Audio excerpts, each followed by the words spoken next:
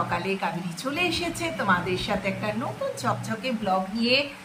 বাইরে বেশ বৃষ্টি হচ্ছে, তোমরাও খুব সাবধানে দেখো। কেমন আছো একটু লিখো, বেশি বেশি করে কমেন্ট করো। আর কিন্তু ব্লগটা অল্প দেখে স্কিপ করে দিও না।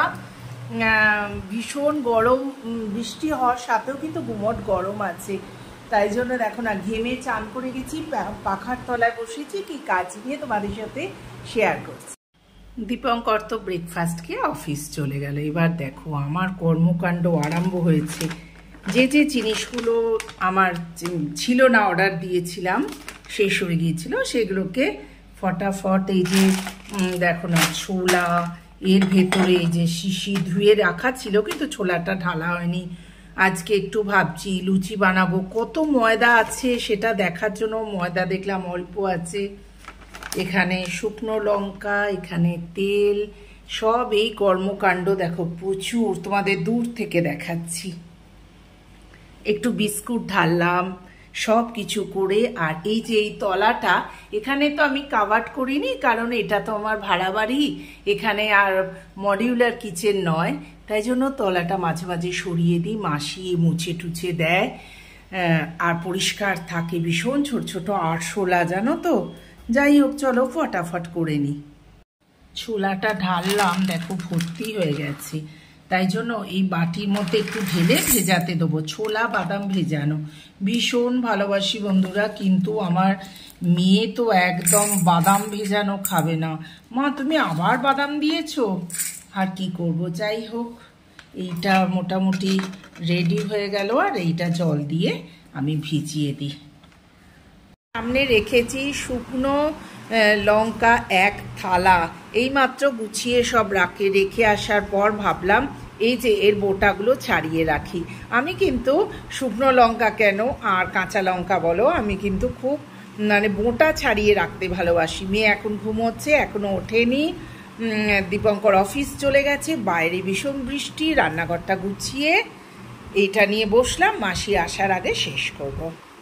হয়ে গেল মোটামুটি পুরো বক্সটা ভর্তি করে দিলাম। এর মধ্যে আমার মেয়েও ঘুম থেকে উঠে গেছে।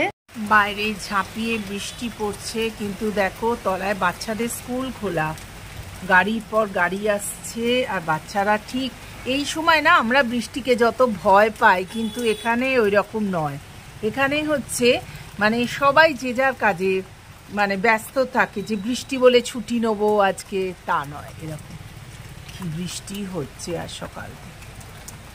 এই দেখো আবার গাড়ি চলে এলো, হাত দিয়ে সরিয়ে দেখাই তোমাদের, দেখতে পাচ্ছ।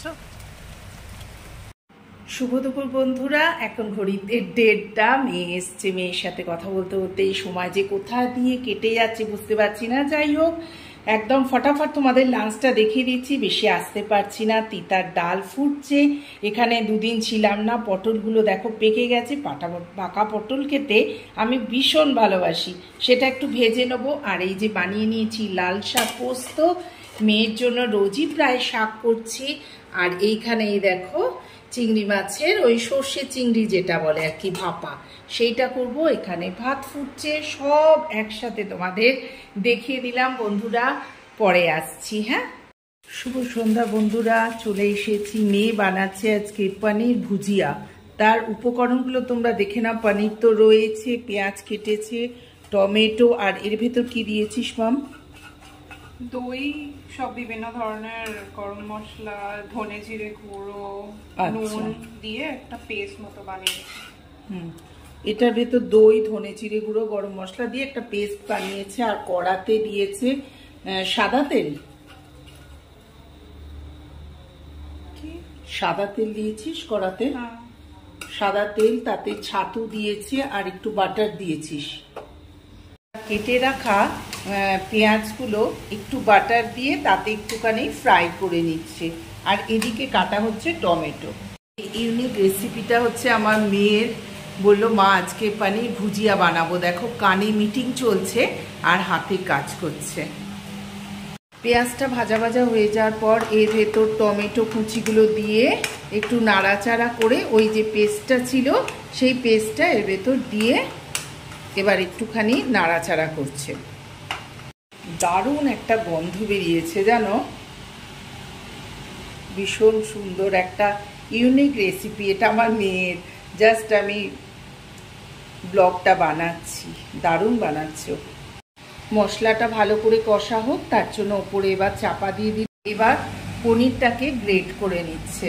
দেখো কি সুন্দর হচ্ছে, আর গন্ধ বেরিয়েছে পুরো একদম হোটেলের মতো। দেখো কি সুন্দর গ্রেট করছে। পুরো পনিরটা গ্রেট করা হয়ে গেল। আর এখানে আপনাদের দেখাচ্ছি মশলাটা জাস্ট একদম কুক হয়ে গেছে, ওপরে তেল ছেড়ে গেছে। পনিরগুলোকে, গ্রেট করা পনিরগুলো এর মধ্যে অ্যাড করে দিল। ফাটাফাটি দেখতে হচ্ছে না, সত্যি দারুণ। আর গন্ধ যা ছেড়েছে কি বলবো, অপূর্ব। ঠিক মনে হচ্ছে সত্যি পনির ভুজিয়া আমরা হোটেলের যেটা খাই ঠিক সেই স্মেলটা এনেছে। কিন্তু অপূর্ব, আমার মেয়ে দারুণ রান্না করে। উপরে ধনেপাতা ছড়িয়ে রেডি হয়ে গেল আমাদের আজকের ডিনার। পনির ভুজিয়া বানালো আমার মেয়ে, দারুণ গন্ধ বেরোচ্ছে, দেখতেও ভীষণ সুন্দর হয়েছে, ছাওয়া পড়ে যাচ্ছে, তোমরা দেখলে বুঝতে পারবে, অপূর্ব দারুণ হয়েছে। তো চলো বন্ধুরা, এখানেই রাখছি। গুড নাইট, শুভরাত্রি, টাটা। অনেক অনেক সাবস্ক্রাইব করে দিও, বেশি বেশি করে ব্লগগুলো দেখো।